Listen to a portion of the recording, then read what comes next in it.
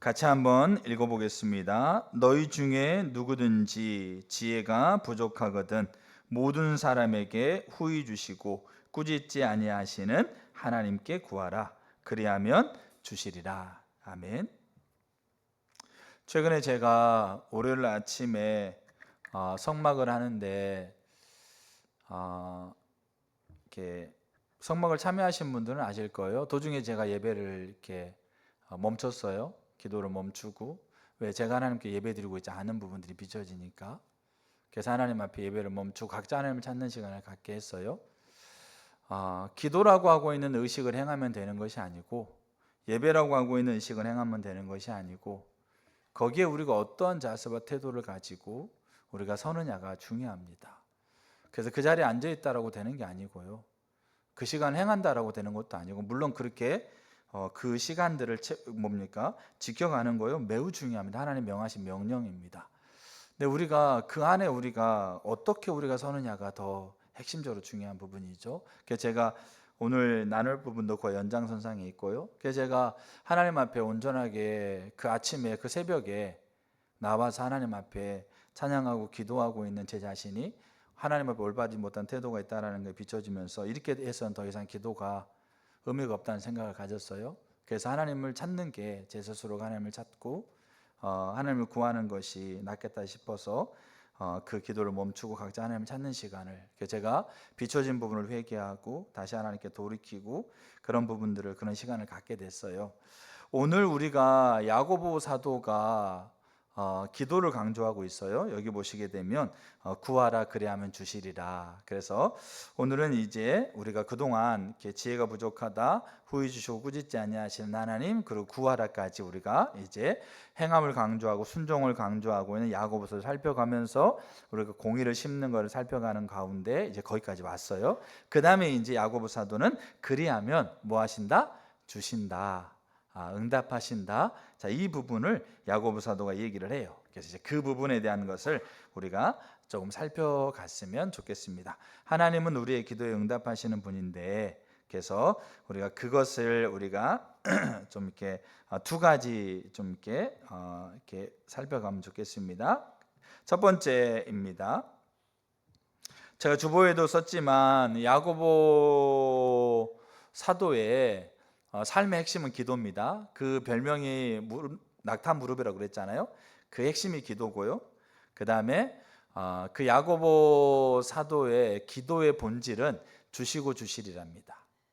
그러니까 야고보 1장 5절이 야고보서의 핵심 구절입니다. 근데 그 야고보의 기도의 본질은 주시고 주시리랍니다. 자, 그 말의 의미가 뭔지를 제가 주보에 간단하게 써놨고, 그 다음에 이제 오늘 나눠가려고 합니다. 그래서 두 가지를 보려고 합니다. 첫째는 야고보 사도의 경험, 그 두 번째로는 그 야고보 사도가 말하고 있는 주시고 주시리라고 하고 있는 그 말의 의미와 그것을 실제적으로 그것이 우리 가운데 실제가 되는 길에 대한 부분들을 좀 보려고 합니다. 자, 첫 번째 야고보의 경험입니다. 그러니까 우리가 이렇게 성경에서 제가 야고보서를 보면서 이 야고보 사도라고 하고 있는, 그러니까 이 야고보 사도는 제가 사도라고 명하지만 이렇게 부르지만 그 예수님의 제자 야고보가 있습니다. 12명의 제자 중에 요한의 형제 야고보가 있고, 그 다음에 예수님의 바로 밑에 동생, 그래서 그 동생 야고보가 있습니다. 이 성경에서 등장하는 야고보 중에 대표적인 인물이 이 두 인물입니다. 근데 야고보서를 쓴 사람은 예수님의 제자 야고보가 아니라 예수님의 동생 야고보고, 지금 우리가 나누고 있는 그 사람도 예수님의 동생 야고보입니다. 예수님의 제자 야고보는 사도행전 6장과 거기에 그 헤롯이 6장 이후에 헤롯이 그 사도들을 이렇게 죽이는데 그 첫 번째 순교자가 야고보 사도입니다. 그게 예수님의 제자 야고보가 첫 번째 순교하게 되죠. 그 다음에 스데반이 순교하게 되는데, 그래서 이제 이 야고보, 예수님의 동생 야고보도 예루살렘 교회 담임 목사님이셨는데 그분을 그냥 이제 사도라고 그냥 편하게 명칭하는 겁니다. 그래서 예수님의 제자 야고보가 아니라 예수님의 동생 야고보. 자, 근데 우리가 여러분들이 그걸 관심을 가졌는지 모르겠는데 성경에서요, 야고보, 예수님의 동생 야고보가 야고보 사도가 성경에서 기적과 이적을 행하는 장면이 기록되어 있지 않습니다.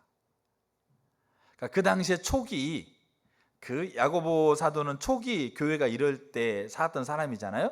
베드로, 바울, 빌립, 요한 이런 사람들 초기의 사람들이거든요. 그때 초기의 특징이 뭐냐면 성령이 강력하게 주도하고 계셨던 거예요.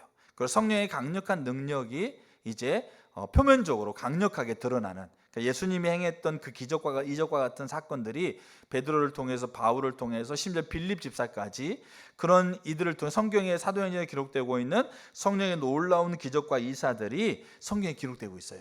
근데 야고보 사도는 그 당시에 예루살렘 교회의 지도자의 위치에 있었는데 성경 어느 구절에도 야고보 사도가 행했던 기적적인 사건, 그러니까 베드로가 앉은 자를 일으켰다든지, 바울이 죽은 자를 살렸다든지, 빌립이 뭡니까 사마리아 성에 큰 기적을 베풀었다든지, 이런 류의 기적과 이사가 기록되어 있지 않아요.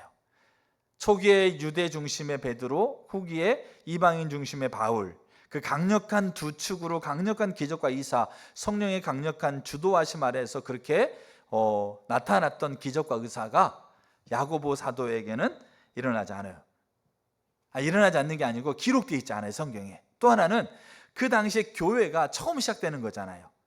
그러니까 그 처음 시작되고 그 다음에 아주 어렵고 연약하고 뭔가 구조도 갖춰지지 않고 뭔가 조직도 갖춰지지 않는 그 척박한 그때에 야고보라고 하고 있는 이 사람이 거기에 중심 리더였거든요. 핵심, 쉽게 말해 담임 목회자로서의 그 최고 지도자, 최고 리더였었는데, 그 교회가 300년, 그러니까 로마가 교회를 믿어도 괜찮은 종교다, 기독교를. 또 그 시간이 지나서 로마가 기독교를 국교 그렇게 정할 때까지 300년이 지나거든요. 근데 300년이 지날까지 교회가 유지되는데, 그 교회가 유지되기 위해서 처음에 시작됐던 이 모체 교회, 예루살렘 교회, 아주 척박하고 뭔가 구조도 갖춰져 있지 않고 어수선하고 그런 교회가 점점점 자리가 잡히고 그 다음에 양육되어지고 세워져 가는 그 핵심적인 그 위치에 누가 있었느냐? 야고보 사도가 있었다고요. 근데 그 야고보 사도의 핵심 특징이 기도였어요. 그럼 그 일을 어떻게 했었느냐? 그게 기도로 가능했다라는 거죠. 그럼 야고보 사도가 그럼 어떻게 하나님 앞에 기도했기에 그 일들이 이루어지고 있느냐라고 하고 있는 것을 우리가 야고보 사도의 이야기를 통해서 우리가 살펴볼 필요가 있어요. 그래서 첫 번째 보려고 하는 게 뭐냐면 야고보 자신의 경험, 알겠죠? 자, 그 경험을 통해서 우리가 좀 보려고 합니다. 야고보 사도의 인생을 세 가지 큰 어떤 흐름으로, 이렇게 예수님이 그러니까 이 땅에 오셔서 이제 십자가 죽으시고 부활하셔서 승천하실 때의 삶을 제외하고 그 이후부터 야고보의 삶을 세 가지의 큰 테마로 이렇게 볼 수 있을 것 같아요. 제가 봤을 때 첫째가 마가의 다락방 시절이 있어요. 마가의 다락방 시절. 두 번째가 초기 예루살렘 교회 지도자 시절. 그 다음에 세 번째가 후기 예루살렘 교회 지도자 시절. 요 세 가지로 크게 야고보 사도의 인생을, 이 예수님의 승천 이후에 야고보 사도의 인생을 좀 살펴볼 수 있을 것 같아요. 그래서 자, 첫 번째 마가의 다락방 시절이 있어요. 굳이 그렇게 표현하자면 며칠 안 됩니다. 한 10일 정도밖에 안 돼요, 사실은. 자, 마가의 다락방 시절이 있는데 그 마가의 다락방 시절에 무슨 일이 야고보 사도에게 있었는지 그리고 보려고 합니다. 자, 그 아래 첫 번째, 예수님이 승천하시고 난 이후에 120명의 사람들이 마가의 다락방에 모입니다. 그럼 이 120명이나 되는 사람들이 마가의 다락방에 왜 모였느냐? 자, 사도행전 1장 4절 한번 볼까요? 사도행전 1장 4절. 사도와 함께 모이사 그들에게 분부하여 이르시되 예루살렘을 떠나지 말고 내게서 들은 바 아버지께서 약속하시는 것을 기다리라. 그러면 120명의 사람들이 사도를 비롯한 예수님의 가족들과 그 당시 예수님을 믿고 따랐던 형제 자매들 120명이 마가의 다락방에 모였는데 왜 모였느냐? 예수님께서 승천하실 때 뭐라고 말씀하신 거죠? 예루살렘을 떠나지 말고 하나님께서 약속하시고 내가 약속한 것을 기다리라고 하고 있는 그 명령으로 그곳에 기다리고 있습니다. 그럼 여기 아버지께서 약속하시고 내가 약속하신 게 뭡니까? 그게 그게 성령이죠. 그러니까 그 성령이 임하기까지 그들은 기다렸는데 그들이 그곳에서 뭐 했어요? 기도했다라는 거예요. 자, 그러면 보세요. 예수님이 이 땅에 오셔서 십자가에 죽기 전에 강조하시는 것이 성령을 보내시는 거예요. 자, 근데 예수님이 성령을 보낸다라고 하고 있는 것을 예수님은 어떤 것과 연결시키냐면 약속과 연결시키는 거예요. 약속. 알겠죠? 자, 누가복음 24장 49절.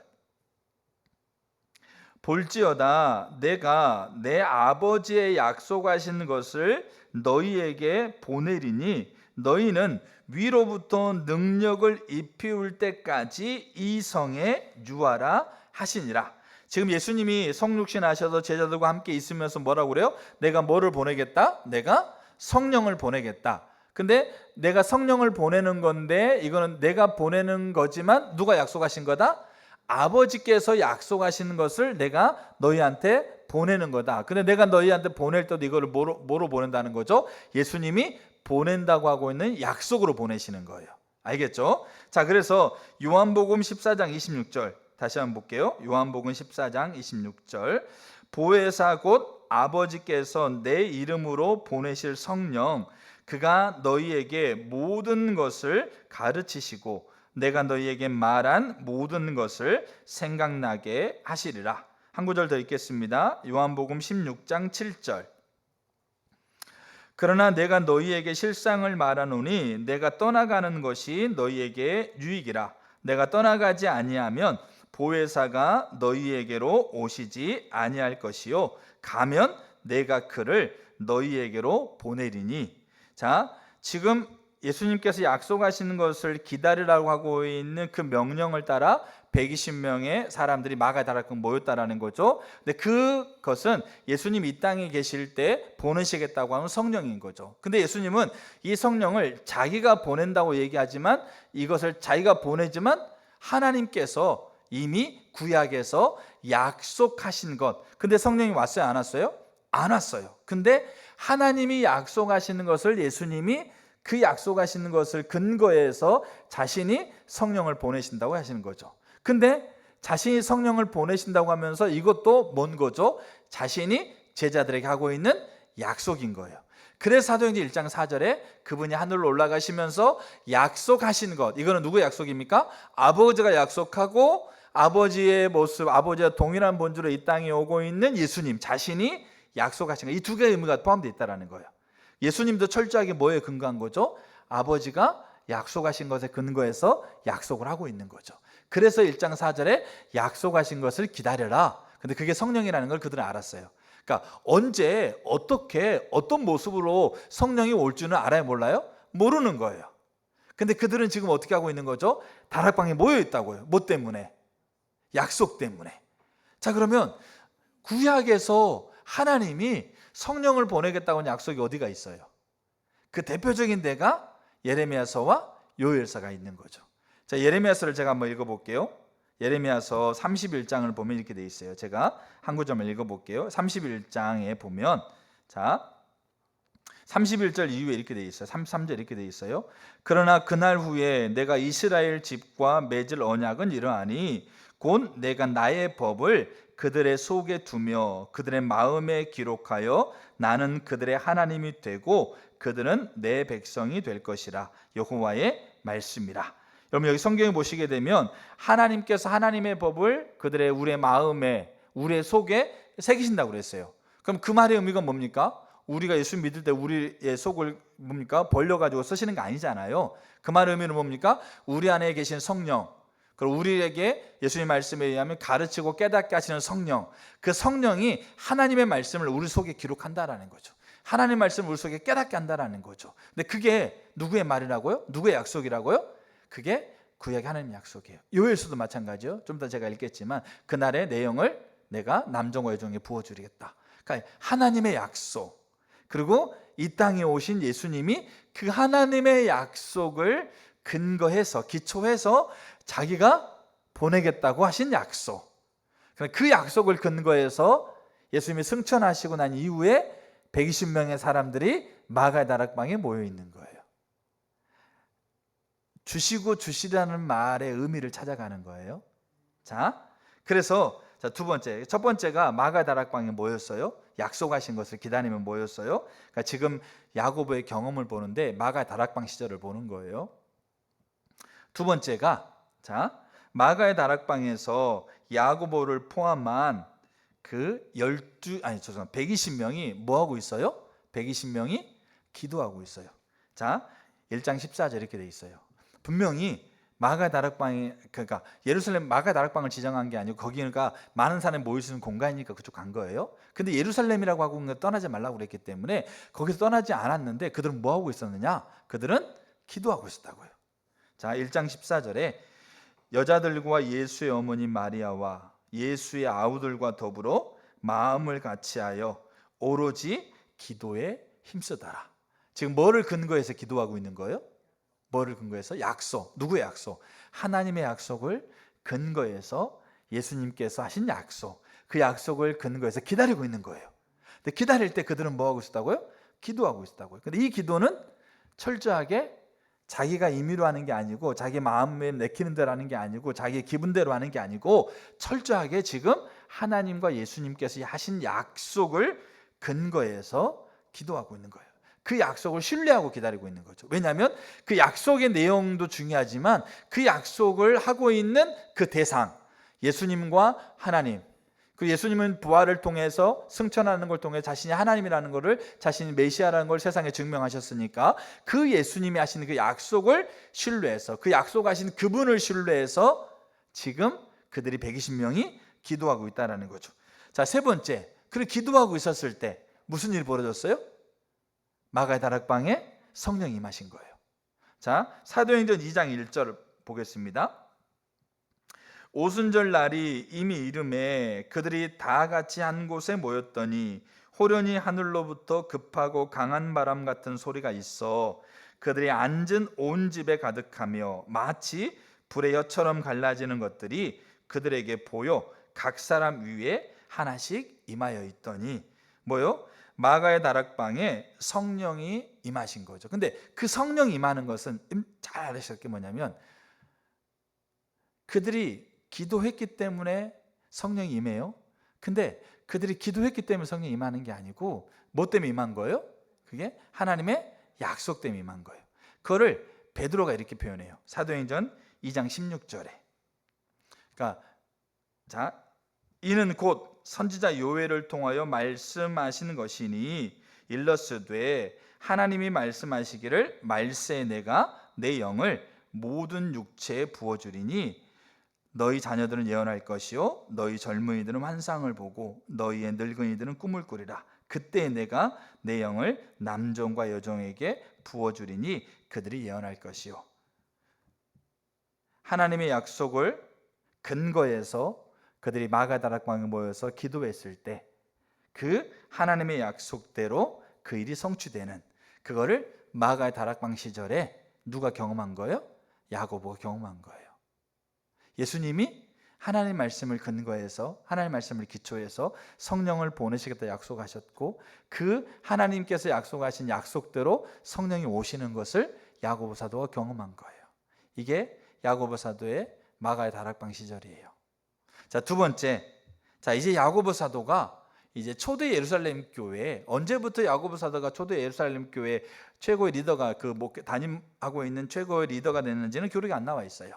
사도행전 15장을 통해서도 여러 성경의 이 다각도를 통해서 예루살렘 교회의 대표 리더인 것은 확실해요. 자, 그래서 그러니까 초기 예루살렘 교회 알겠죠? 그러니까 예루살렘 교회가 이제 시작됐어요. 이제 이 사도행전 2장을 통해 성령의 이제 임함을 통해서 하루에 3,000명, 5,000명씩 이렇게 하나님 믿는 사람, 예수 믿는 사람이 생기니까 이제 예루살렘 교회가 시작됩니다. 그 초기에 이제 교회 시절입니다. 예루살렘 교회 담임 목회자 알겠죠? 그 담임 목회자로서 야고보 사도가 했던 일이 뭐냐면 교회가 기도하게 했어요. 이게 진짜 중요합니다. 자, 교회가 기도하게 했는데 그러니까 이게 야고보 사도의 경험이에요. 자, 그거를 사도행전 두 장면을 볼 수 있어요. 자, 사도행전 4장 한번 볼게요. 4장 23절.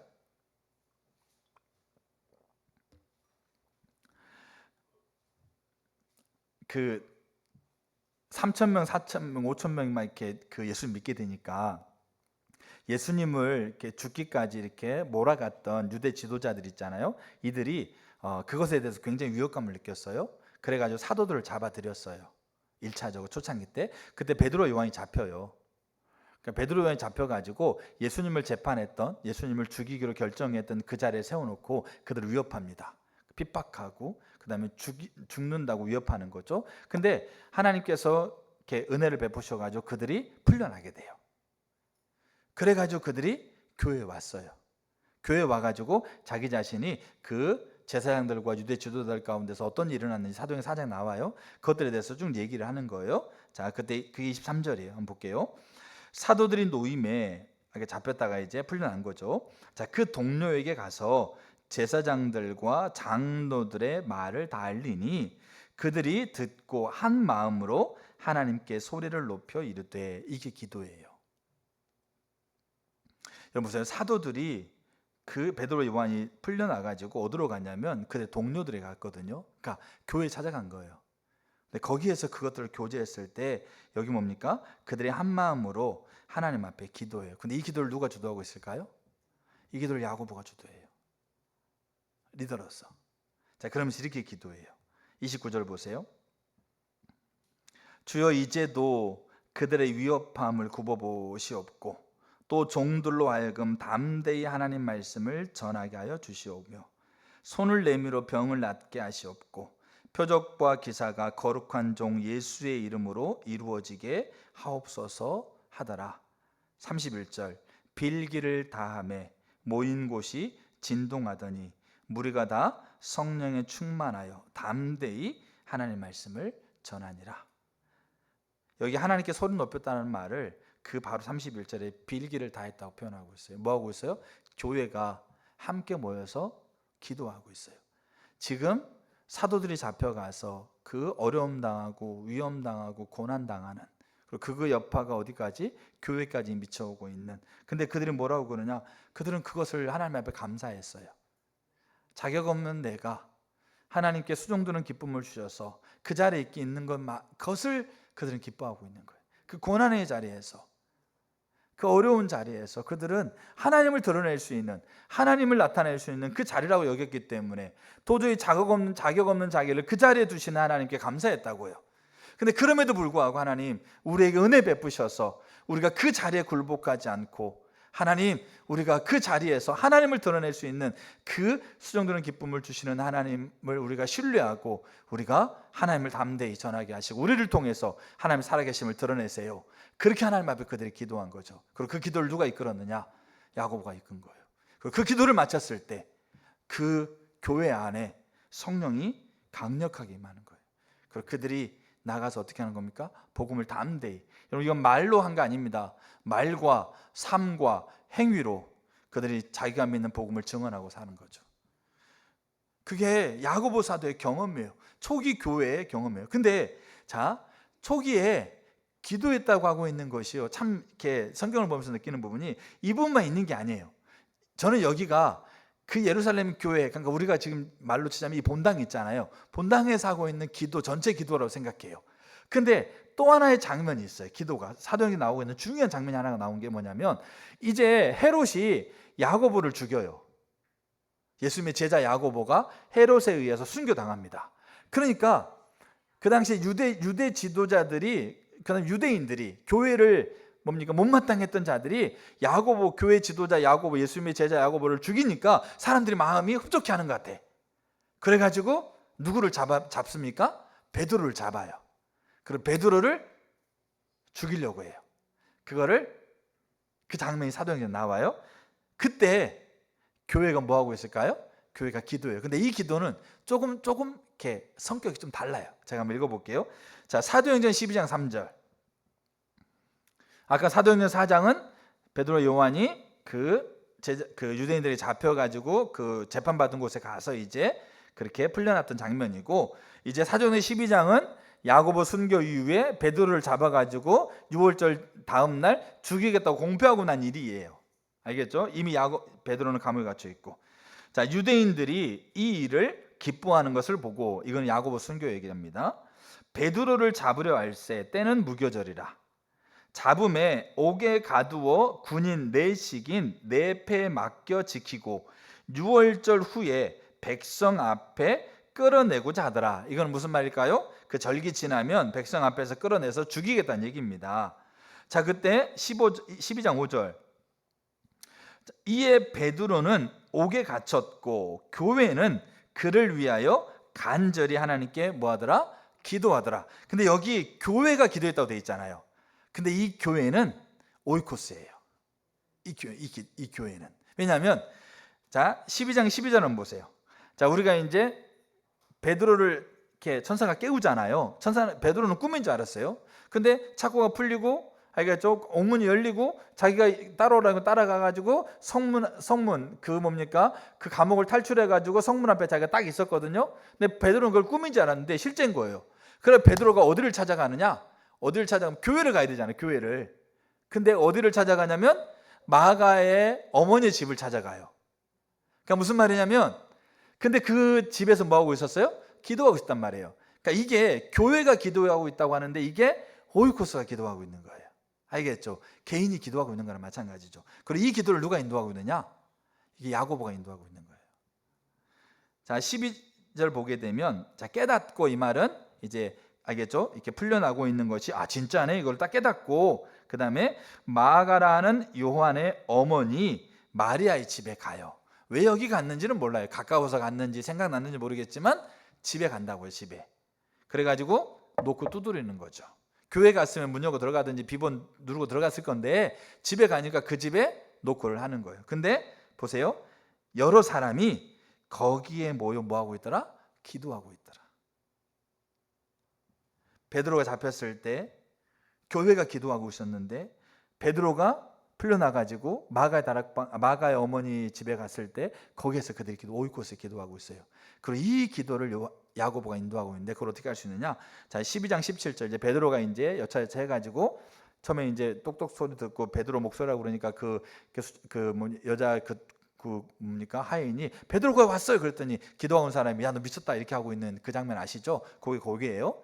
근데 이제 베드로가 실제로 오는 걸 보고 하나님 기도 응답했다고 막 좋아하는 거죠. 그래서 베드로가 이제 하나님 인도를 따라 다른 이제 사역지로 가요. 갈 때 이렇게 얘기하고 가요. 자, 12장 17절. 베드로가 그들에게 손짓하여 조용하게 하고 주께서 자기를 이끌어 옥에서 나오게 하던 일을 말하고 또 야고보와 형제들에게 이 말을 전하라 하고 떠나 다른 곳으로 가더라. 그러니까 이게 그냥 기도 응답을 알려라 이런 개념으로 볼 수도 있지만 핵심적으로 중요한 게 뭐냐면 초기의 예루살렘 교회가 교회가 중심으로 하나님 앞에 뭐 하고 있었다고요? 하나님 앞에 기도하고 있었다고요. 이게 야고보의 경험이에요. 그리고 그 기도 약속을 근거해서 기도하고 있었을 때 하늘이 열리고 성령이 임하고 그리고 기도대로 하나님께서 그러니까 주시고 주시리라 했을 때 그 하나님께서 주시고 있는 것들을 야고보 사도가 지금 교회 안에서 교회와 함께 그 시절을 지금 보내고 있는 거예요. 그 대표적인 장면을 제가 사도행전 4장과 사도행전 12장에서 그렇게 그래서 베드로가 그 교회에서 전체적으로 그렇게 기도회를 주관하고 있고 인도하고 있고 기도하게 하고 있는 야고보에게 그리고 그 야고보를 통해서 여러 기도하고 있는 형제들에게 자기가 기도응답으로 하나님이 자유케 하셨다라고 하는 것을 알리라고 하고 있는 거예요. 그래서 야고보와 형제들에게 알리라고 하고 있는 거예요. 이게 초기 예루살렘 교회 시절이에요.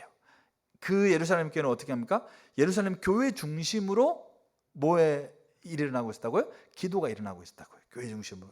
그 중심에는 누가 있고? 야고보가 있고. 야고보가 기적과 이사에 대한 기록은 하나도 언급 안 돼 있습니다.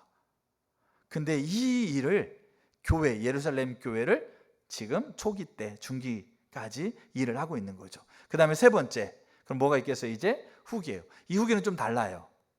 그게 무슨 말이냐면 초기에 중기 이 정도 예루살렘 교회를 이제 봤을 때 야고보가 이제 62년에 순교하는데 그때까지 야고보가 예루살렘 교회 담임 목사가 있었으니까 그 상황을 보는 거예요.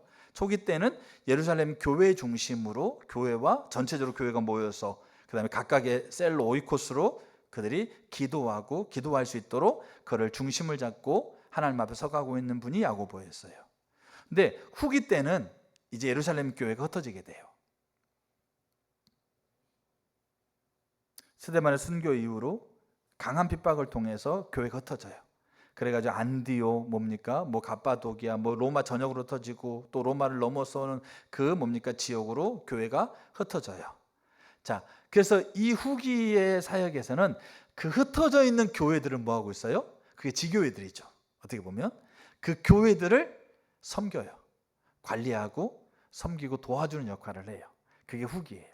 근데 이게 야고보 사도가 하고 있는 62년까지 사역이 있잖아요. 사도행전 1장 8절 사역을 그대로 보여주고 있기도 해요, 사실은. 근데 후기 때는 이제 그렇게 도와줘요. 섬겨주고 관리하고 양육하는 일을 해요. 근데 거기에 핵심이 안디옥 교회예요. 자, 그거 한번 볼게요. 사도행전 11장 22절. 자, 이거는 뭡니까? 흩어져 있는 이제 그 상황을 보는 거예요. 보세요. 예루살렘 교회가 이 사람들의 소문을 듣고 바나바를 안디옥까지 보내니, 자, 그래서 예루살렘 교회가 지금 안디옥에 지금 바나바를 보내는 거잖아요. 그 다음에 갈라디아 2장 12절 이렇게 표현하고 있어요. 야고보에게서 온 어떤 이들이 이르기를 전에 게바가 이방인과 함께 먹다가 그들이 오매 그가 할례자들을 두려워하여 떠나 물러가매. 그러니까 사도행전 11장에서는 야고보가 보냈다고 그러는데 갈라디아서 2장에서는 사도행전 12장에서 예루살렘 교회가 보냈다고 그러는데 갈라디아 2장에서는 야고보가 보냈다고 그래요. 그러니까 이렇게 우리가 뭐 이렇게 시기적으로 막 이렇게 딱 자를 수는 없지만 이렇게 마가 다락방 시절, 예루살렘의 초기 시절, 예루살렘의 중기 후기 시절에는 이렇게 흩어져 있는 이들을 섬기고 돌보고 관리하고 양육하는 일을 했다는 거죠. 그러면 자 보세요. 야고보 사도가 섬기고 돌보고 양육하는 후기 사역에 야고보 사도가 가장 강력하게 강조했던 게 뭘까요? 가장 강력하게 강조했던 게 뭘까요? 그게 기도예요. 어떻게 할 수 있느냐? 야고보서를 통해 할 수 있는 거예요. 야고보서가 후기 때 그 흩어져 있는 자들에게 쓰고 있는 편지잖아요. 근데 여기에 야고보서는 5장까지가 있잖아요. 1장의 기도로 시작해서요 5장의 기도로 마쳐요. 기도를 강조해요. 어떤 기도? 주시고 주시리라는 기도.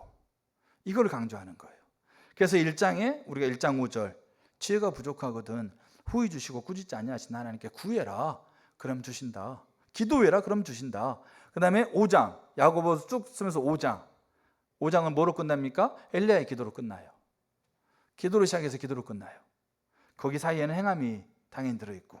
자, 야고보서 5장 13절. 그러니까 후기 때 흩어져 있는 자들을 돌보고 양육하고 섬길 때 핵심적으로 강조한 게 기도였어요. 왜 그런지는 제가 좀 이따 보면 알아요. 그럼 저 여러분의 기도가요 주시고 주시리라고 하고 있는 야고보서의 이 핵심 본질이 돼야 돼요. 그래야 우리가 성장하고요. 그래야 우리가 하나님을 경험해요. 근데 이게 안 되니까 기도해도 안 되는 거고요. 사실 기도하다가 도중에 하차하고 기도하다가 전혀 딴 거 기도하고 있고 그렇게 돼요. 왜 야고보가 기도를 강조하고 있는지, 왜 자기 자신이, 여러분 보세요. 교회 지도자인데 이적과 기사를 베푸는 장면이 하나도 그렇게 안 돼 있어요. 다른 사람들만, 심지어 집사마저도 그냥 뭡니까? 놀라운 일들이 일어나고 있는데 얼마나, 여러분 같으면 어떠시겠어요? 같은 친구들이 있는데 다 잘 돼. 근데 자기만 안 되는 것 좀 느껴져. 그럼 여러분 어떠시겠어요? 자녀들 막 다 잘 되는데 자기 자녀만 안 되는 것 같아. 그럼 어떠시겠어요? 결혼 다 잘했는데 나만 결혼은 안 된 것 같아. 어떠시겠어요? 여러분 철저하게 야고보 사도가 하나님 앞에 주시고 주시리라고 하고 있는 이 기도의 본질 앞에 야고보 사도가 핵심적으로 중심을 잡고 섰기에 저는 있잖아요. 이 사도행전 300년이라고 하고 있는, 제가 왜 300년이라냐? 313년에 기독교가 공인되고 그 이후에 기독교가 국교화되는 그 300년이라는 기간 동안에 이 하나님의 백성들이 자리 잡을 수 있는 그 터가 마련된 거예요, 사실은. 저는 그래서 야고보가 도대체 어떤 사람인가요, 하나님? 최근에 그런 질문을 자주 해요. 베드로, 요한, 바울, 다윗, 모세 이런 분들도 너무나 위대하고 너무나 귀한 분들인데 최근에 저에게는 야고보 사도가 너무나도 와닿는 거죠. 하나님 어떤 분일까요?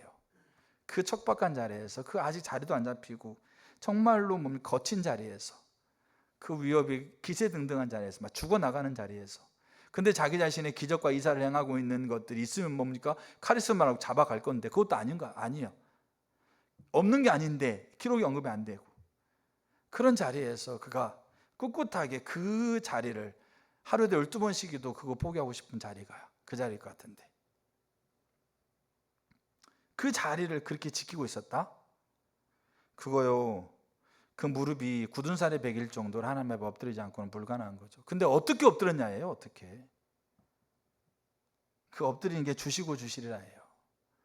이게 우리 가운데 알아져야 우리가 야고보처럼 우리가 그 자리 앞에 우리가 서갈 수 있는 거죠. 그래서 기도를 강조해요. 이렇게 얘기합니다. 5장 13절에 너희 중에 고난당하는 자가 있느냐? 그는 기도할 것이요.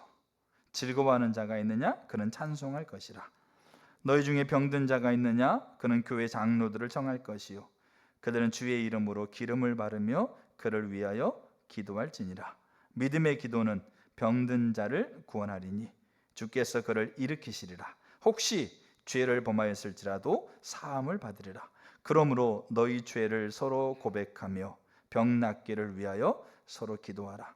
의인의 간구는 역사하는 힘이 큼이니라. 그리고 야고보는 엘리야는 우리와 똑같은 성전에 같은 사람이로되 그가 기도한즉 하늘이 닫아서 비가 안 오고 그가 기도한즉 하늘이 열려 비가 내렸다. 그걸로 야고보서를 맞춰요. 왜 그러느냐? 그렇게 그가 살았기 때문에 그래요.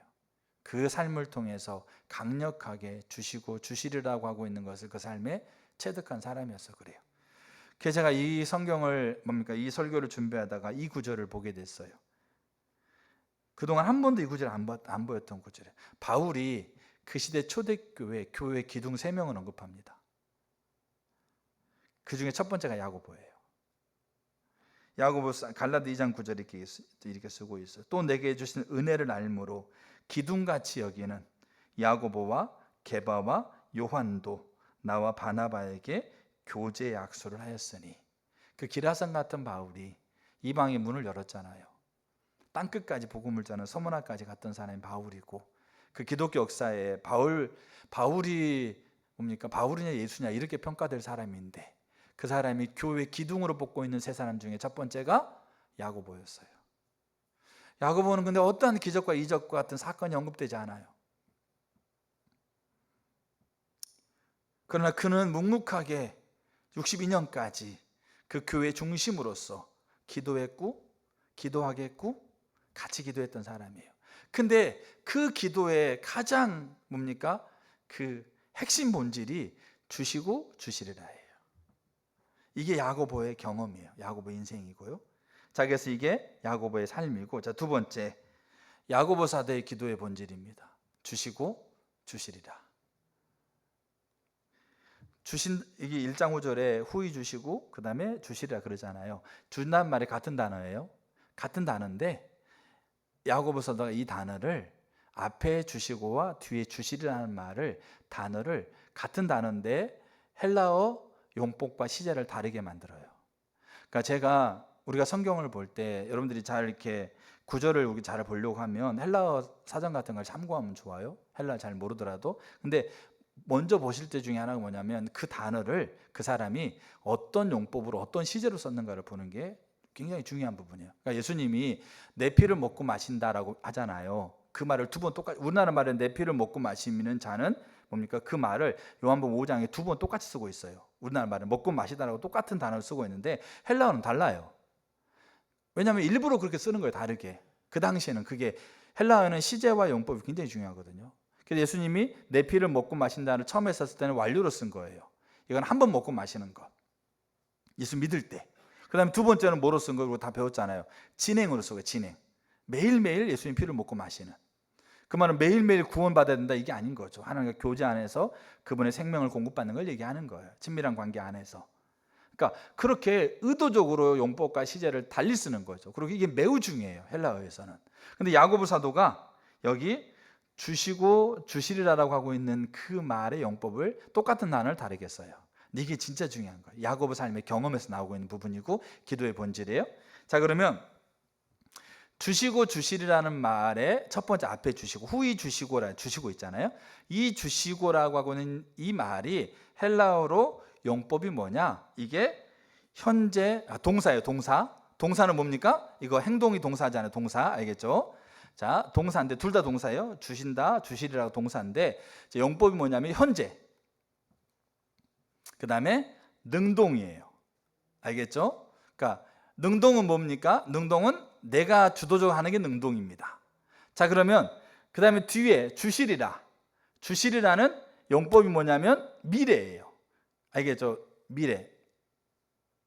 지금이 아니고 미래 주시는 거야. 미래잖아요. 미래. 그 다음에 직설이에요. 직설.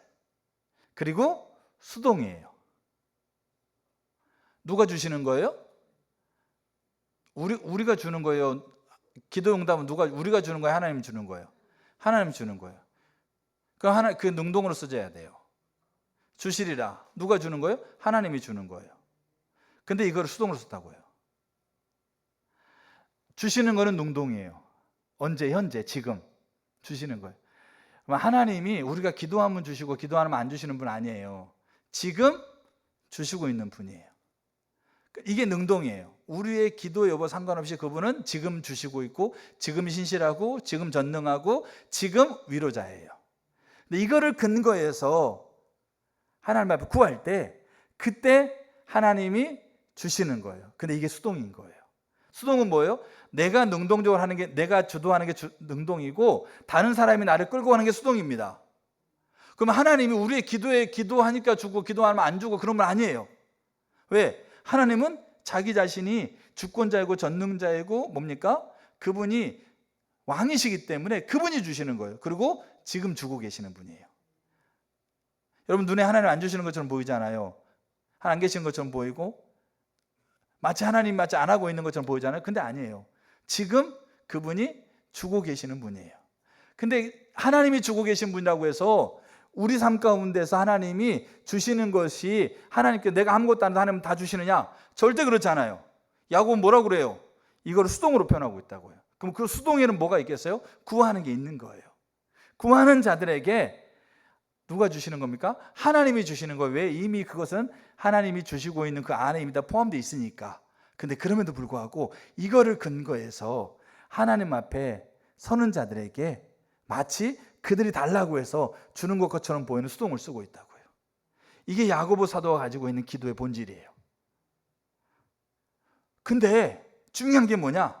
주시고 주시리라고 하고 있는 걸 우리는 지식으로 아는데 문제는 우리는 하나님이 주시고 주시리라고 하고 있는 것을 하나님과의 교제, 관계, 코이노니아 안에서 그거를 보지 못하고 있다는 거예요.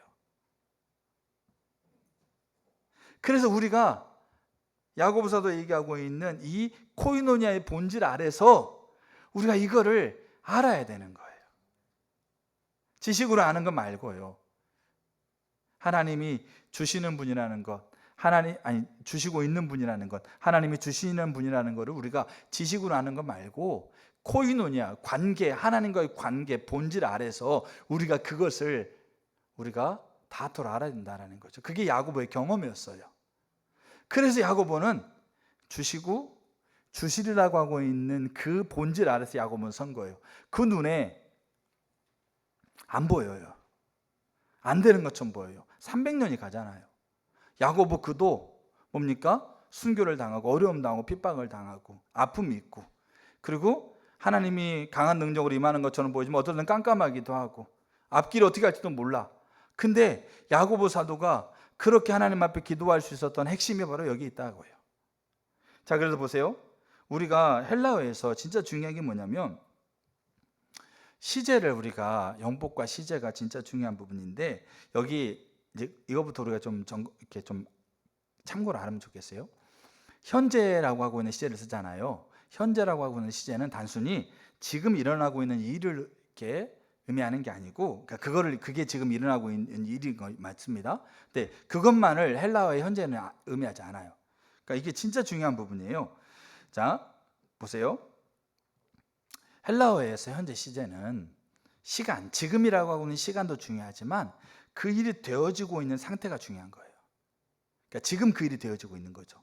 근데 이 헬라어에서 현재 시제는 보세요. 지금도 진행 중이거나 반복되거나 습관적으로 일어나는 모습을 마음속에 그리며 표현하고 있는 게 현재 시제예요. 해가 뜬다라고 하고 있는 게 뭡니까? 해가 뜰 것이다, 해가 떴어, 이게 아니고 해가 뜬다. 자, 이게 현재형이잖아요. 내일 해가 뜬다, 맞습니까? 틀립니까? 문법상 안 맞는 거예요. 내일 해가 뜰 것이다 이렇게 얘기를 해야 되는 거죠. 근데 내일 해가 뜬다, 이 말이 여러분들이 동의가 돼서 안 되세요? 내일 해가 뜰 겁니까? 안 뜰 겁니까? 물론 안 뜰 수도 있겠죠. 근데 과거에 과학적인 법칙으로 습관적으로 계속 반복됐기 때문에 내일은 해가 뜰 것이다 라고 얘기하는 게 문법상 맞는 건데, 지금 이 시간에 내일 해가 뜹니다, 내일 해가 뜬다 라고 하기에도 그 습관적이고 반복적이고 분명하게 되어진 일들을 마음속에 그리면서 쓰고 있는 단어가 현재이란 말이에요. 그러니까 단순히 지금이라고 하고 있는 시간에 이루어진 것을 얘기하는 그 의미만이 아니라 과거부터 반복적이고 습관적으로 진행되고 있는, 여러분 그래서 현재형을 쓸 때 이렇게 써요. 시간과 공간을 초월하여 언제나 성립하는 일반적인 진리, 과학적인 사실, 자연 법칙을 진술할 때 사용하기도 해요. 아까 이제 해가 뜬다, 해가 떴다 이런 표현들. 근데 그게 어색하지 않는 거예요. 문법으로는 다른데, 문법으로 틀린데 그 의미가 전혀 어색하지 않는 거죠. 그 다음에 이 현재가 쓸 때 뭐라고 쓰냐면, 과거에 역사적으로 일어난 사건들을 실제 과거에 일어났던 사건으로서의 생동감을 주기 위해서 의도적으로 현재형을 쓰는 거예요. 저 결혼해요, 저 결혼했어요, 아니면 저 결혼하고 있어요. 그러면 제가 지금 결혼하고 있는 게 아니라 과거에 결혼했다라고 하고 있는 사실을 명확하게 지금 생동감 있게 표현하기 위해서, 어떤 사람이 와가지고 아이고 멋있는데 아이고 좀 연락 좀 주실래요? 그러면 저 결혼하고 있어요. 그러면 제가 지금 결혼식하고 있는 게 아니고 과거에 결혼했던 역사적인 사실을 생동감 있고 실제 사실인 것을 명확하게 얘기하기 위해서 현재형을 쓴단 말이에요. 그러니까 이 헬라어의 현재라는 말이 그런 의미를 가져요. 그리고 또 하나가 있어요. 확정된 미래의 사건을 지금 눈앞에서 이미 일어나고 있는 것처럼 생생하게 확실하게 표현하는 것이 현재형이에요. 그럼 잘 보세요.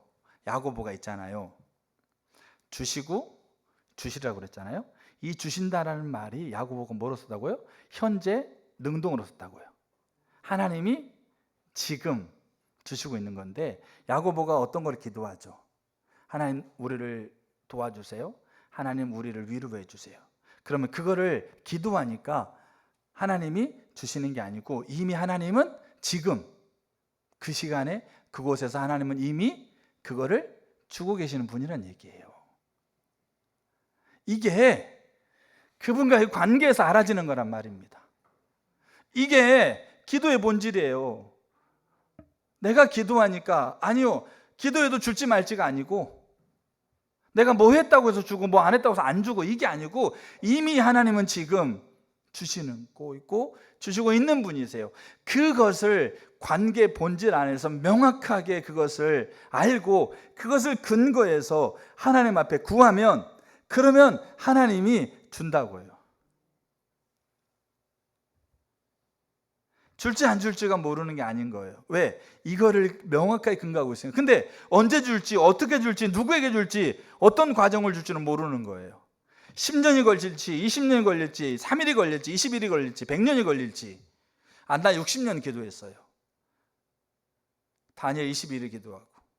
이스라엘 백성들은 300년을 기도한 거예요. 어떻게 보면 언제, 누구에게, 어떻게, 어떤 방법으로, 어떤 시기에 어떻게 일어날지 아무도 몰라. 그건 하나님이 아시는 거예요. 근데 아는 게 있어요. 주시고 주시리라 해요. 이게 명확하니까 그런 어떤 자리에서도 뭐 하겠어요? 기도하고 기도하게 하는 거예요. 왜? 지금 주시고 있는 분이니까. 내가 원해서 주는 게 아니고, 내가 달라고 해서 주는 게 아니고, 지금 하나님은 주시고 있는 분이니까. 그 현재형이에요.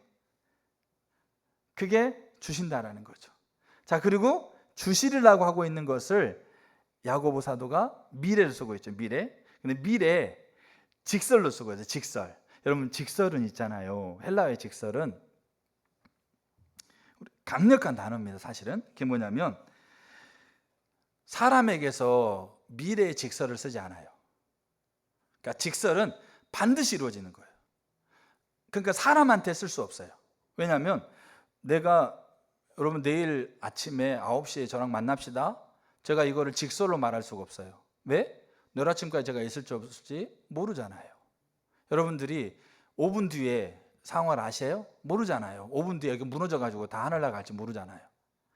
그러니까 우리 사람에게 모든 피조물에게는 직설이라는 용법을 쓸 수가 없어요.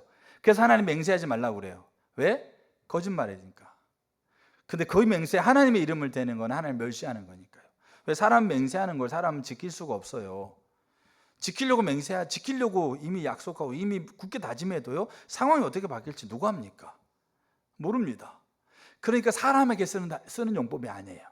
근데 그게 그래서 신약 성경의 독특한 표현이에요. 이게 직설이 미래형인데 직설로 써요. 미래는 가정으로 써야 되거든요. 그 될 거야, 되면 좋겠다, 돼야 되는데 되기를 바랍니다, 이렇게 써야 되는 거예요. 근데 그 미래를 직설로 쓰는 것은 누구의 대상에서만 쓰게 될까요? 유일하신 하나님이에요. 그게 신약 성경의 독특한 표현이에요. 저는 그렇게 생각해요. 하나님의 권위, 하나님의 말씀과 연관해서는 미래 건데 뭐로 써요? 직설로 써요. 왜? 그분은 그 일을 할 거니까.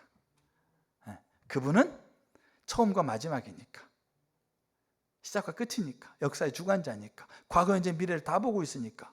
그래서 하나님과 관련해서는 직설을 써요. 근데 여기 야고보가 기도라고 하고 있는 것과 연관해서 직설로 쓰고 있어요. 주시리라.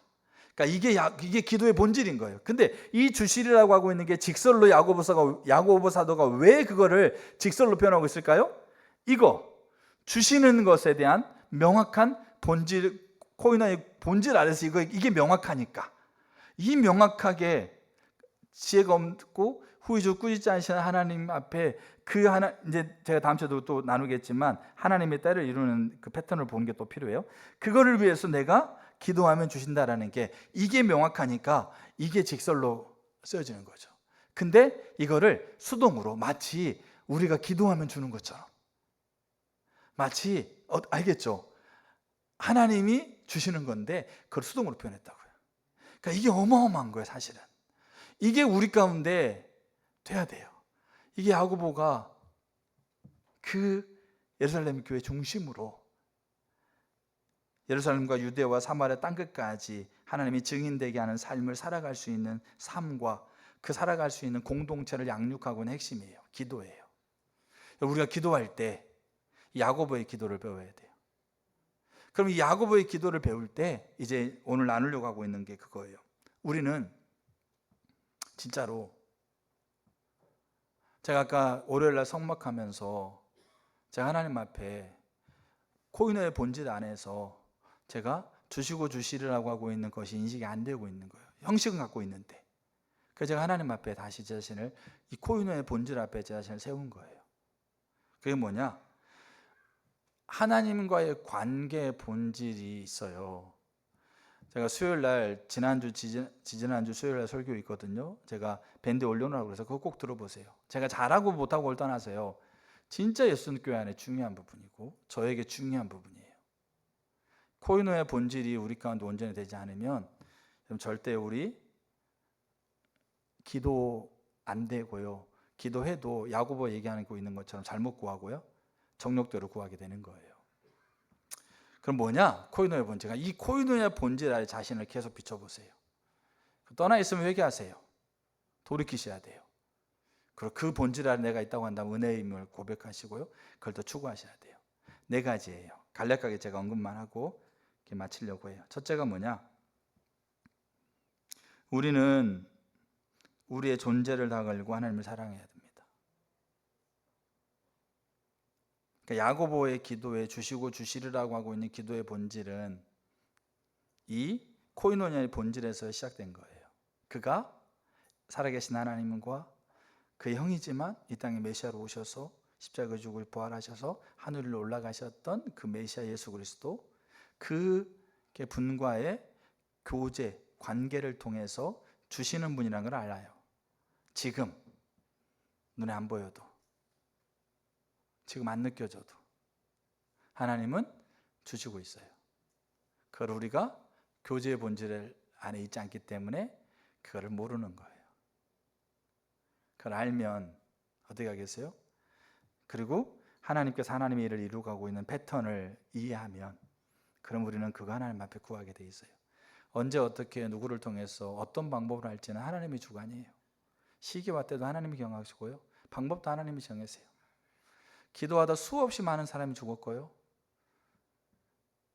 주시는 분이라는 걸 믿으며 삶을 동참하다 수없이 많은 사람이 핍박당했고요, 자기 뜻대로 안 이루어지는 거예요. 수없이 많이 당했어요.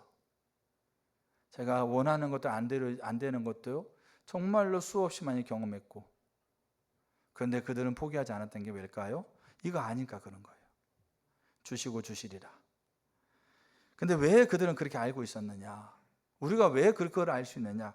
우리가 존재를 다 걸고 하나님을 사랑해야 돼요. 마태복음 22장 37절에 마음을 다하고 뜻을 다하고 목숨을 다해 주 너의 하나님을 사랑해라. 하나님이 아닌 다른 것들을 소중히 여기고 사랑하면 여러분, 그 하나님 사랑하는 거 아닙니다. 돈, 명예, 권력, 평가, 내가 원하는 것, 내가 필요한 것, 내가 느껴져야 되는 것, 내가 하고 싶은 것, 여러분 그것들이 하나님보다 더 사랑하는 자리에 있게 되면 하나님 사랑하는 거 아닙니다. 교제의 본질이 안 되는 거예요. 그러면 주시리라? 주신다? 주시리라? 그냥 구호예요. 그래서 우리는 돌아보셔야, 나는 존재를 다 걸고 하나님을 사랑하고 있는가? 나는 하나님보다 더 소중한 게 뭐지? 뭐가 있을 때 내가 즐겁고, 뭐가 있을 때 기쁘고, 뭐가 있을 때 나는 힘이 빠지지? 하나님인가? 아니면 다른 거 어떤 것인가? 그러니까 우리가 실제적으로 기도라고 하고 있는 자리에 개인과 교회가 서갈 때 반드시 주시고 주시는 분으로서 하나님은 여전히 지금도 변하지 않고 존재하고 계시는 분인데, 그분 앞에 우리가 기도할 때 이 교제의 본질 아래에서 명확하게 알아야 우리가 올바른 기도, 야고보가 얘기하고 있는 잘못된 기도가 아니라, 정욕으로 구하는 기도가 아니라 올바른 기도가 드려진다고요. 그럼 그 기도는 하나님 받고 계시는 거예요. 하늘 위에 보좌에 쌓아지고 있다고요. 언제 어떻게 보지만 그게 쏟아질 때가 있을 거라는 겁니다. 요한계시록에 명확해요. 그 쏟아지는 것이 결국 성도의 기도를 통해서 그 일이 이루어지고 있는 것을 성경은 명확하게 연결하고 있어요. 그래서 야고보가 수동으로 표현하고 있는 거예요. 근데 그 수동이 이 주신다라고 하고 있는 이 능동을 알지 못하고는 이게 될 수가 없는 거죠. 그러려면 우리는 존재를 다 걸고 하나님을 사랑해야 돼요. 두 번째, 우리는 자기 중심성을 부인하고 하나님의 통치권에 완전히 순복해야 돼요. 고린도 교회에 바울이 편지 쓰면서 고린도서 1장 2절에 고린도 교회를 뭐라고 부르냐면 예수 안에서 거룩하여진 성도라고 불러요. 근데 그 고린도 교회 편지하면서 9절에 이렇게 얘기를 합니다. 너희를 불러 그의 아들 예수 그리스도 우리 주와 더불어 교제하게 하시는 하나님은 미쁘시다. 바울은 뭐라고 표현하냐면 우리 주 예수 그리스도라고 표현해요. 그러니까 예수님을 주라고 표현하는 거예요. 자기 중심성이 내려져야 돼요. 자기를 부인하셔야 돼요.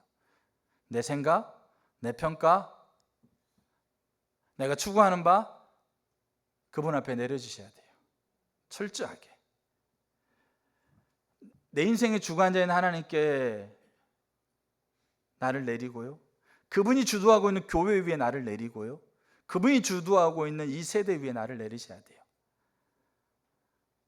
그래서 철저하게 그 주님과 내가 교제하고 있으면서 내가 가지고 있는 내 중심성을 내려야 그게 교제가 돼요.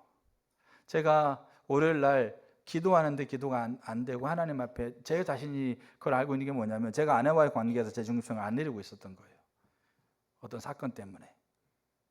그럼 제가 기도를 하고 있죠. 제가 그 시간에 아침 일찍 나와가지고 성막하고 있는 거지 않습니까? 근데 안 되고 있는 거예요. 그게 보이니까 그거를 멈추고 하나님 앞에 제 자신을 돌아보면서 그게 부인이 안 되고 있는 걸 보면서 그걸 회개하고 돌이키는 거죠. 하나님, 제가 여전히 제 감정이 앞서고 있고, 여전히 제가 아내를 대하면서 제가 가지고 있는 견해가 앞서고 있고, 제가 느껴지는 거로 상대방을 판단하고 있고, 그게 지금 제 모습인 거예요. 새벽에 나와가지고 그 시간에 나와가지고 5시 반에 나와가지고 그거 하고 있는 거잖아요. 기도라는 의식을 하면서도 찬양을 하면서도. 그러니까 그게 안 되고 있는 거잖아요. 그러니까 그걸 멈추고 돌아보는 거예요. 그래서 그것을 부인하고 회개하고 하나님 주도권 앞에 엎드리면서 또 아내랑 얘기하면서 그것들을 서로 나누고 그것들을 돌이키고 우리의 중심성을 부인하고 하나님의 통치권에 완전히 순복해야 돼요. 순복하려고 하셔야 돼요. 세 번째가 뭐냐면 우리는 하나님을 실질적이고 개인적으로 경험해야 돼요. 그러니까 이 코이노의 본질이에요. 그러니까 더 자세한 얘기는 설교를 들으시면 좋겠고, 이게 무슨 말이냐? 우리가 의식이나 프로그램이 있는 것만으로 우리가 하나님과의 관계를 대체할 수 없어요. 여러분 지금 이 시간에 예배 나왔다고 해서 하나님과 관계를 이렇게 잘하고 있다고 여기시면 안 됩니다. 그러니까 우리는 어느 곳에 내가 있는 것이 마치 나인 걸로 여길 때가 있어요. 좋은 사람, 좋은 곳에 내가 있으면 마치 내가 그렇게 되는 것처럼. 근데 큰 착각이에요. 그 좋은 곳과 좋은 자리가 너무 소중하죠. 거기서 나를 배우게 할 수 있는 자리인데 문제는 내가 직접적이고 지속적으로 하나님을 만나야 돼요. 의식이 본질을 대체할 수가 없어요. 근데 우리는 그 프로그램을 하고 있고 꾸준하게 내가 성경을 매일매일 읽어가고 있고 꾸준하게 기도하는 시간에 참여하고 있고 꾸준하게 내가 뭡니까? 어떤 하나님 기뻐하는 행동을 하고 있으면 그럼 그것이 내가 하나님과의 관계가 돼 있다고 여긴다라고요. 그 전에 자기를 부인할 때는 그거로 채워야 돼, 자기 삶을. 근데 그렇게 되는 것을 내가 하고 있다고 여기는 것은 의식이 본질을 대체해버리는 거예요. 우리가 개인적으로 하나님 만나야 돼요. 그리고 지속적으로 하나님 만나야 돼요. 개인적으로. 그러니까 그거를 우리가 하나님 앞에 추구하는 거예요. 나는 개인적으로 하나님 만나고 있는가? 하나님 만난다는 뭡니까? 그 하나님의 이름의 하나님을 내가 인식하고 그 하나님을 내가 삶에서 내 환경과 자리에서 경험하고 그 하나님을 말할 때 그 하나님 말하는 대로 그 하나님 움직이시고 그런 여러 가지 일들이 복합된 거죠. 그렇기 때문에 우리는 직접적으로 하나님을 경험해야 돼요. 지속적으로. 근데 직접적으로 하나님을 경험하지 못하면 어떻게 되느냐? 그 자리에 아름다운 자리에 있다 할지라도 그 자리에서 도중하차예요. 하나님을 경험하는 삶에 셀리브레이션 목사가 그렇게 얘기하고 있어요. 그 수없이 많은 사람을 바라보고 그 사역의 강력한 확장 속에서 수없이 많은 사람이 거기에 동참해 왔을 거 아닙니까? 근데 개인적으로 하나님을 경험을 못하니까 다 도중하차예요. 안 되더라. 이게 뭐 되는 것처럼 보이는데 뭐 아무것도 없더라. 이러면서 뭡니까? 다 도중하차예요. 왜? 개인적으로 하나님 경험하지 못하니까. 근데 개인적으로 하나님 경험하지 못해서 그 자리에 계속 남아있을 수 있어요. 근데 나중에 어떻게 되느냐? 하나님이 지금 하고 있는 뜻과 하나님 의도와는 전혀 상관없이 이렇게 멀어져요. 그러니까 그 자리에 있어. 근데 점점 이게 하나님이 이쪽으로 가고 있는데 자기는 이쪽으로 가고 있는 거예요. 이게 동떨어지는 거예요. 이게 헬리브레이카 목사님이 하고 있는 얘기예요. 이게 영적 리더십의 동떨어진 리더십이에요. 그래서 거기에 붙어 있어도 하나님의 개인적으로 경험하지 못하면 그냥 거기에 있고 익숙해. 근데 점점 이게 벌어지는 거예요. 비전과 전혀 상관없는 거예요. 그게 도중하차든지 아니면 하나님의 목적과 하나님의 뜻과는 상관없이 벌어지든지 요 일이 일어나요. 뭐 하지 못하면? 개인적으로 하나님을 경험하지 못하면, 지속적으로 하나님을 경험하지 못하면. 근데 이게 어떻게 가능하냐? 이게 순서가 중요한 거예요. 전존전 하나님을 사랑하고 나를 내릴 때 그때 하나님이 개인적으로 아무리 훌륭한 스승 밑에 있어도 하나님을 전전으로 사랑하고 개인적으로 자기 중심을 내리지 않으면 하나님을 경험할 수 없고요. 아무리 율법이 찌들어져 있는 곳에 가 있다 할지라도 마음을 다해서 하나님을 사랑하고 자기를 내리면 하나님 만나요. 근데 그럼 그 자리가 중요하지 않느냐? 아니죠. 야고보가 어떻게 했어요? 본인이 그렇게 했을 뿐 아니라 교회가 오이코스가 그렇게 하도록 같이 하면서 양육하고 세워가는 거잖아요. 그 자리가 그리 중요한 거예요. 그래서 두 번째, 우리 중심을 내릴 때 하나님 기뻐하는 요소들을 채우는 게 중요한 겁니다. 교회도 있지 않고 기도도 하지 않고 말씀도 안 읽으면서 하나님 만날래요? 안 됩니다. 하나님이 주고 있는 이 소중한 수단을 이용하지 않고는 하나님 만나는 게 안 되지는 않아요. 너무 어렵습니다.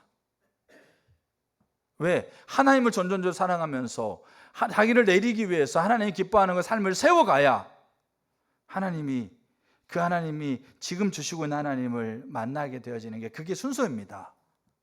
그리고 마지막 네 번째가 하나님을 완전히 의지합니다. 그러니까 하나님만을 의지합니다.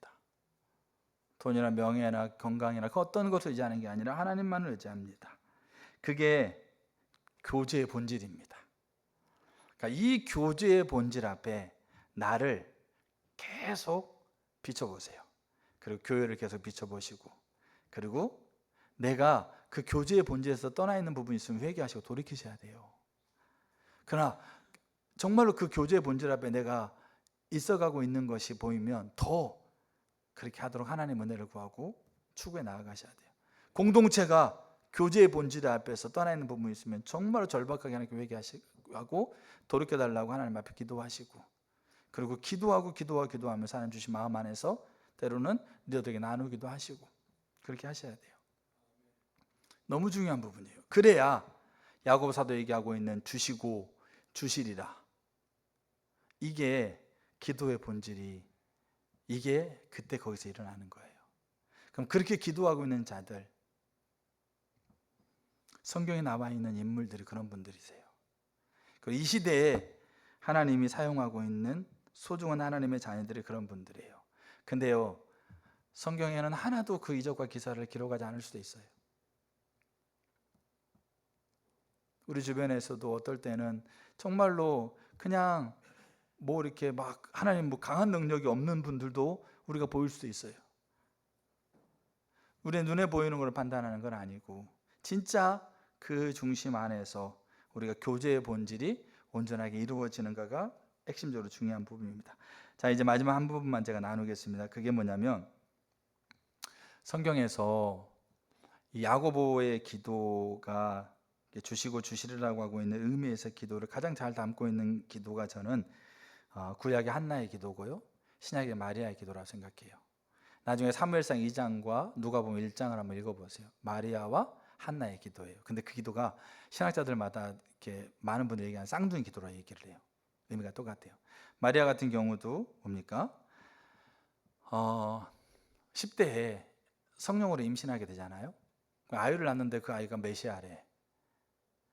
10대에 결혼하지 않는 여인이 임신하게 되면 돌에 맞아 죽습니다. 그때 당시 풍습에는.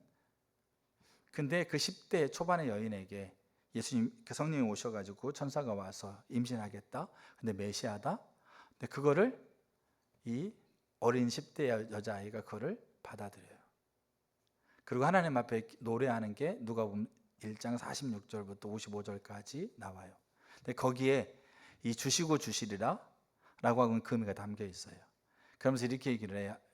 그 마리아가 만세 이르도록 나를 복이 있다 할 것이다. 그러니까 아직 안 된 거죠. 아직 그 일이 임신했는지도 모르겠고, 그 아이가 태어났는데 그 아이가 메시아일지 모르는 거죠, 아직. 근데 아직 일어나지 않는 그 일에 대해서 이 마리아가 기도하면서 만세에 나를 복되다 할 것이다. 그 성령으로 잉태돼서 이 땅에 오시는 메시아를 이 땅에 낳게 한 여인으로서 그 만세에 나를 복되다가 하리라. 그러면서 그렇게 하고 있는 이게 주시리라는 거잖아요. 이것을 근거하고 있는 근거를 그 기도에서 쭉 얘기를 해요. 한번 읽어보세요. 그게 마리아가 하나님과 갖고 있는 교제의 본질이에요. 그게 마리아가, 그러니까 그 일이 있고 없고 상관없이 마리아는 그 주시고 있는 분이 지금 그분이라고 하고 있는 것을 마리아는 교제의 본질 가운데 알고 있는 거예요. 그리고 그 알고 있는 자리에서 하나님이 그 천사를 보내서 메시아의 잉태와 메시아의 탄생을 얘기했을 때 그것을 받아들이고 그것을 신뢰하고 기도하고 주실 것을 고백하면서 어떻게 하는 겁니까? 만세 내가 복이 있게 될 거라고 그렇게 고백하게 되는 거죠. 이게 주시고 주시라고 하고 있는 그 말의 그 의미를 그대로 담고 있는 거예요. 나중에 한번 시간이 없으니까 나중에 한번 마리아의 기도를 한번 읽어보세요. 10대 초반. 그리고 한나의 기도를 읽어보세요. 한나는 또 알죠? 또 얼마나 우여곡절이 있었던 여인인지. 똑같아요, 기도가. 왜냐하면 모든 기도는 이 주시고 주시라고 하고 있는 이 본질을 벗어나지 않아요. 그래서 오늘 하나님이 우리를 기도의 자리로 초청해요. 초대교회의 핵심은 기도였어요. 그리고 이 시대의 핵심도 기도예요. 기도 외에는 이런 일은 나갈 수 없어요. 그래서 우리는 기도해야 돼요. 기도 좀 해보셨어요? 며칠 해보셨고 몇 달 해보고 몇 년 해봤어요? 해봐도 안 된다고 그렇게 여기시죠? 얼만큼 해보셨어요? 무릎이 굳은 살이 베길 정도로 딱딱해가지고 무릎이 안 펴질 정도로 기도해 보셨어요? 하나님이 그 일을 이룬다고 기도하면서 얼만큼 해보셨어요? 해보면서 하나님 안 이루어지는데 안 보이네, 그렇게 얘기하고 계시는 거예요? 지금 주시고 있는 하나님을 얼만큼 알고 계세요? 우리가 기도는 하나님께서 일을 이루실 것에 대한, 지금 그 일을 이루고 있는 분을 근거해서 그 일을 이루실 것에 대한 그 신뢰를 가지고 하나님은 그 일을 이룰 때까지, 근데 그 일을 위해서 기도하는데 우리가 살고 있는 시대에 그 일 안 이룰 수 있어요. 그럼 우리의 기도는 헛된 것일까요? 우리의 기도가 헛되지 않아요. 아브라함이 자기 조상, 자기의 자손들이 400년이 지나고 400년 동안 종살이 한다는 말을 들었을 때 저는 아브라함이 기도했다고 생각해요. 300년이라는 초대교회, 주님 속히 하나님 나라를 이루어 주세요. 속히 부흥을 보내주세요. 속히 이 위협함을 하감하시고 이 하나님을 대적하는 자들을 하나님께서 멸하시고 속히 하나님의 사랑과 위로가 속히 만방에 펼쳐지게 해주세요. 그 일을 300년을 기도한 거예요. 그때 수없이 많은 사람이 그거 이루어지는 거 보지 못하고 죽었어요. 하는 나라에 갔다라는 겁니다. 근데 그 기도 어떤 게 아닙니다. 영적인 눈을 가지고 정말로 실제적인 영적인 영안을 가지고 해안을 가지고 열어보니까 그 하늘에, 그 보좌에 하나도 남김없이 14만 4천이 고스란히 거기 있다라는 거죠. 그럼 저와 여러분의 기도가요, 그곳에 고스란히 있는 거예요. 그런 하나님의 때 하나님 방법으로 하나님 원하실 때 하나님 일을 이룰 거예요. 그 일을 이루어지는 자리일 수도 있고 그 전에 있을 수도 있고 그 이후에 있을 수도 있겠죠. 그러나 기도라는 걸 제외하고는 아무것도 안 돼요. 그럼 우리는 기도하셔야 돼요. 어떻게? 주시고 주시리라고 하고는 본질 아래서 기도하셔야 돼요. 저 여러분들을 그렇게 초청해야 하나님이. 그렇게 저 여러분들 되기를 축복합니다. 아멘. 같이 찬양, 이렇게 찬양팀 찬양하고요, 같이 좀 기도하면 좋겠네요.